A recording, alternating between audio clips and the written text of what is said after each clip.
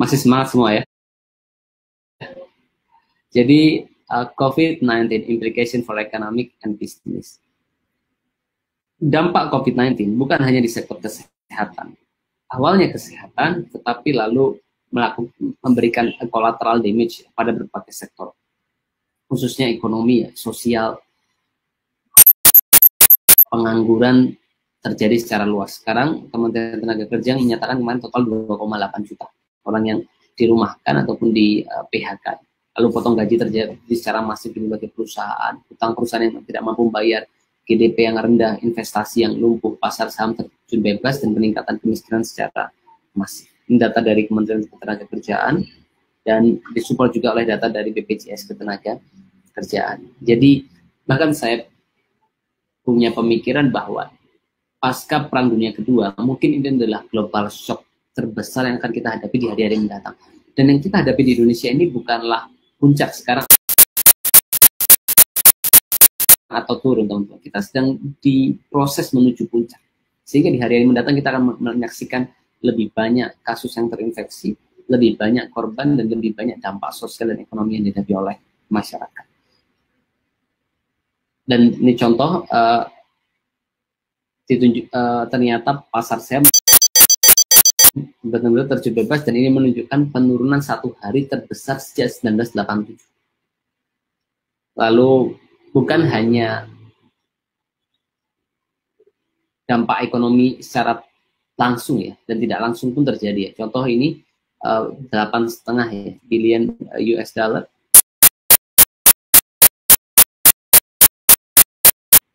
di Korea Selatan ketika waktu itu terjadi MERS. Dan bisa dibayangkan sekarang itu jauh lebih besar dibandingkan SARS dan MERS, sehingga dapat kita simpulkan bahwa dampak ekonomi yang ditimbulkan pun juga akan lebih besar. Ini data menunjukkan bahwa akan banyak orang yang jatuh ke jurang kemiskinan karena sekarang terdapat penurunan income sampai 20%. Lalu saham pun yang biasanya dianggap paling kuat itu pun sekarang terdampak walaupun sudah mengalami stabilisasi lagi. Lalu bagaimana industri juga terpukul secara signifikan, dan berbagai indikator lain. Lalu restriksi di berbagai negara. Awalnya terjadi restriksi, lalu tourism menjadi sektor yang paling terdampak, travel dibatasi, UMKM di sana tidak mampu bekerja, tidak mampu menghasilkan uang, akhirnya pendapatan di tingkat rumah tangga pun tidak bisa terpenuhi. Di sana pun akhirnya ada problem di tingkat rumah tangga, kan, problem sosial, problem ekonomi, dan berbagai hal yang akhirnya berpengaruh. Termasuk ini gambaran bagaimana penerbangan turun secara signifikan dan semakin menurun dari waktu ke waktu. Jadi the world's economy could grow at its slowest rate since 2009. Jadi ini mungkin menjadi dampak ekonomi yang harus kita prediksi. Dan bagi saya pemimpin yang cerdas itu bukanlah pemimpin yang hanya berpikir bagaimana dia survive selama COVID-19, tapi juga mencoba mengimajinasikan, memprediksi, menganalisis bagaimana dunia pasca COVID-19, lalu mempersiapkan dirinya dan semua yang dipimpinnya untuk bagaimana bisa menyongsong the next normal atau pasca COVID-19. Ini gambaran frozen concentrate orange juice is the best performing commodity. Jadi pada saat COVID-19, saya yakin banyak orang mengalami problem. Yang dilakukan pertama adalah resolve, lalu bagaimana kita bisa bahkan melakukan penyesuaian adaptasi ya, di semua sektor untuk mendeliver ya, bisnis ataupun program sosial kita sesuai dengan kebutuhan saat ini. Ini decoding the economic of COVID-19 ya. Ternyata selama COVID-19 itu ada sektor yang tumbuh, ada sektor yang terpukul.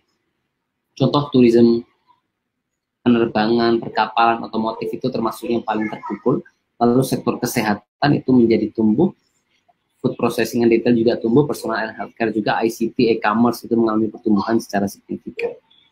Nah, ini yang ketiga adalah, ini kebetulan buku yang sedang saya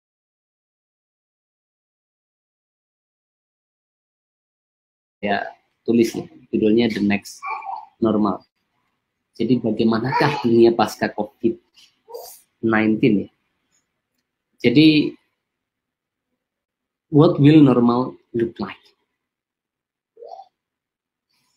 COVID-19 ini sekarang mengubah ekonomi sosial, bahkan sampai kebiasaan, habits masyarakat, dan perubahan itu sebagian akan tetap dibawa pasca COVID-19 ini. Oleh karena itu, kita harus mulai berpikir bagaimana the next normal, lalu mulai saat ini sudah mempersiapkan itu, bahkan memulainya saat ini. Kalau teman-teman pernah mempelajari tentang gagasan the death of distance, jadi sebelum COVID-19, kita tahu banyak negara mulai melakukan pengetatan pada sektor imigrasi, visa, lalu juga ketika COVID-19 ini, banyak negara melakukan pembatasan ya di Eropa, Amerika, di negara kita pun banyak, dan di berbagai negara lain. Artinya apa? Ini mungkin masalah pada sektor tertentu, tapi saya mencoba melihat sisi lain. Selama ini kita saksikan produk-produk lokal kita kalah dengan produk-produk impor. Petani kita berteriak, mereka terpukul ketika panen ada impor. Lalu peternak juga demikian, pengusaha-pengusaha lokal, UKM, mereka bahkan tidak mampu bersaing dengan produk impor yang kadang harganya jauh sekali lebih rendah dibandingkan mereka. Nah, situasi saat ini bagi saya adalah momentum untuk bagaimana produk-produk atau jasa lokal itu menjadi tuan di negeri sendiri. Bagaimana mereka bisa melihat ini sebagai peluang untuk bagaimana mereka bisa mendorong produksinya untuk bagaimana bisa memenuhi kebutuhan. Dan itu harus dipertahankan pasca COVID-19. Lalu kedua, memang ada tantangan pada supply chain yang itu harus dimitigasi. Ini perubahan yang pertama yang dihadapi. Lalu yang tidak kalah penting kedua adalah resiliensi dan efisiensi. Apa sih resiliensi itu? Kemampuan untuk beradaptasi dan tetap teguh dalam situasi sulit atau ketahanan. Nah, situasi sekarang akan menguji setiap perusahaan, entitas, organisasi, seberapa, bahkan person juga, seberapa mereka tahan terhadap COVID-19. Dan ini mendorong sekarang banyak perusahaan mulai berpikir seefisien mungkin. Mereka mencoba cara-cara baru yang tidak pernah mereka pedulikan atau pikirkan sebelumnya. Lalu bagaimana mereka, ini pun akan menjadi pertimbangan di kemudian hari. Orang-orang akan berpikir bahwa pasca COVID-19 mungkin kita akan menghadapi pandemi apa lagi di kemudian hari. Mungkin ada sebuah global shock non-pandemi yang akan dihadapi. Sehingga orang akan mulai berpikir efisien secara optimal dan juga akan mempersiapkan perusahaan untuk melalui fase itu.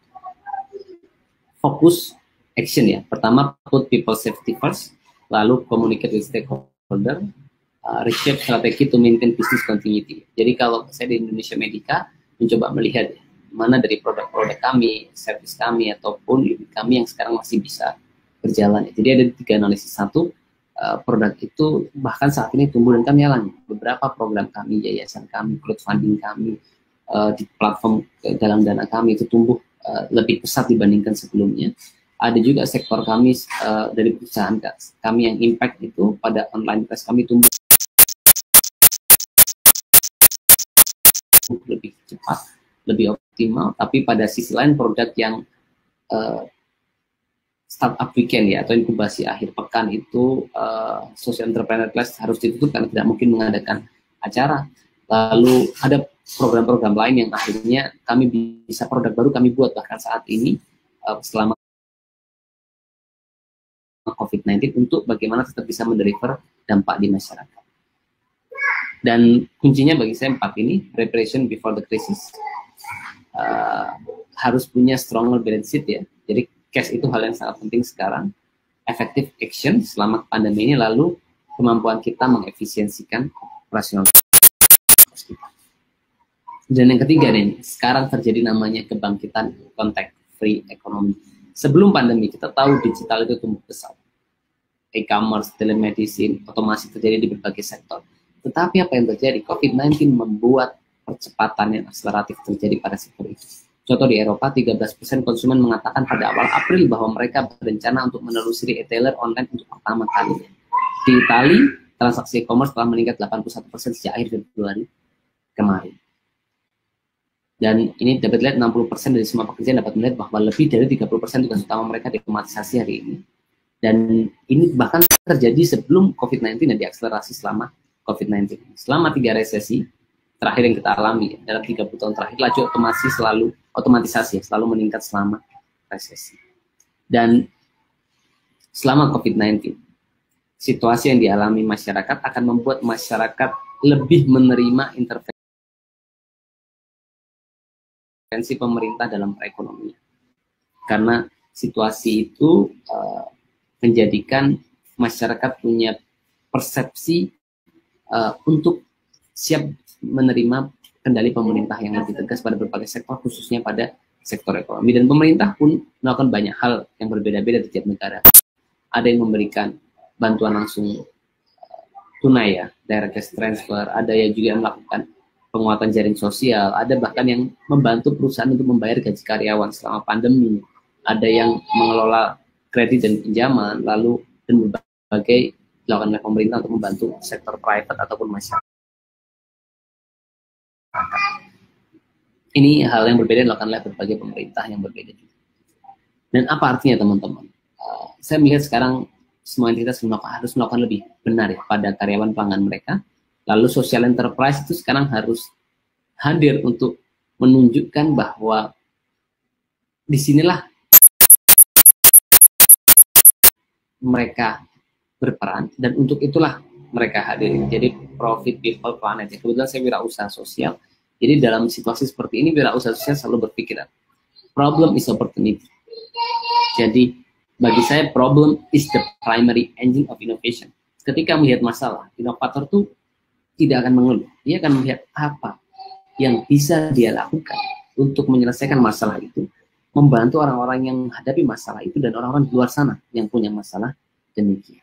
Jadi dan seperti pada sekarang mungkin ya, kita sering tanya kan sama kakek kita, waktu perang dunia dulu seperti apa? Waktu perang dunia itu kakek ngapain? Atau setelah perang dunia itu apa yang terjadi dan kakek ngapain juga? Ya, nanti kita mungkin akan berceritakan anak kita. Ada pandemi COVID-19. Dan pertanyaannya apakah kita juga akan bisa bercerita bahwa kita punya peran besar untuk bagaimana bisa melakukan action untuk membantu masyarakat. Jadi what did you do during the war against COVID-19? Jadi tanya sama diri kita.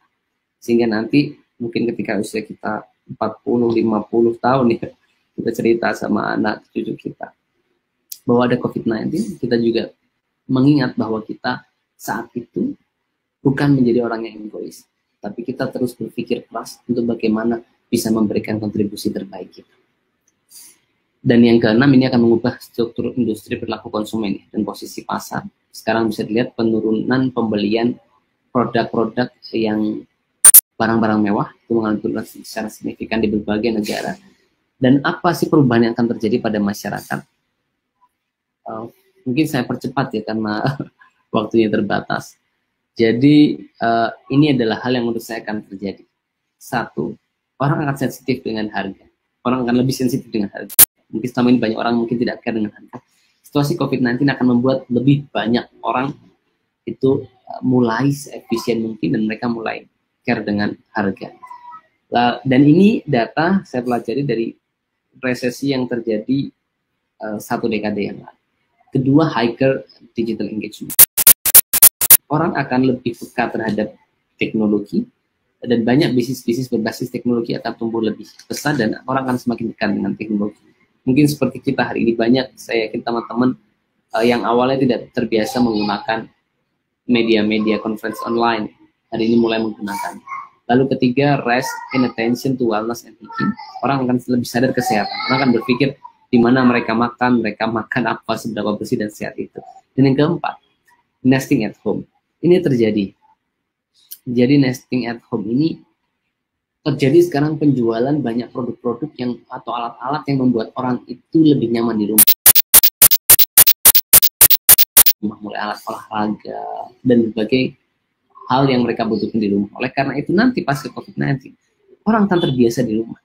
Orang akan terbiasa bekerja dari rumah dan itu tidak serta-merta hilang pas ke COVID-19. Itu akan mereka pertahankan sampai COVID-19 dan itu akan mengubah habits masyarakat. Dan ini juga contoh, healthy eating has remained the highest priority of food shopper across Europe. Jadi sekarang dan di hari mendatang orang akan lebih peduli sama kesehatan mereka. Dan itu menjadi salah satu peluang yang teman-teman bisa analisis, termasuk hadir untuk bagaimana bisa menawarkan sebuah solusi dalam problem yang dihadapi di sektor kesehatan dan higienis. Mungkin itu sedikit dari saya, kawan-kawan. Dan akhir kata saya ingin katakan, hari demi hari sekarang kita menyaksikan jumlah kasus infeksi meningkat tajam, banyak korban meninggal. Dan itu bukan soal angka, itu soal luka kita bersama. Karena COVID-19 ini banyak seorang anak harus kehilangan ayahnya. Ada seorang ibu yang kehilangan anak. Ada sebuah keluarga yang kehilangan kepala keluarganya. Dan kita punya pilihan, ya kan? Hanya memberikan komentar pedas lewat media sosial kita, hanya menyaksikan itu, atau mungkin menyingsingkan dengan baju dan memberikan kontribusi terbaik kita. Indonesia sekarang memasuki sebuah era baru, di mana nilai-nilai penghormatan itu bukan lagi diberikan kepada mereka yang punya kesejahteraan finansial, tapi diberikan kepada generasi muda yang punya ide, gagasan, dan kepedulian. Oleh karena itu, masa muda ini saya ibaratkan ibarat matahari pukul 12 siang, paling terang, paling panas, paling membara. Jangan biarkan masa muda ini berlalu begitu saja tanpa karya yang